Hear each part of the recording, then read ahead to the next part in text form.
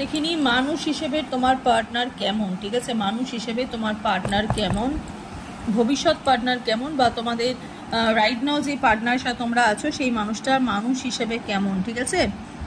6 of ওয়ান্ডসের energy, 9 of ওয়ান্ডসের energy, page of কাপসের এনার্জি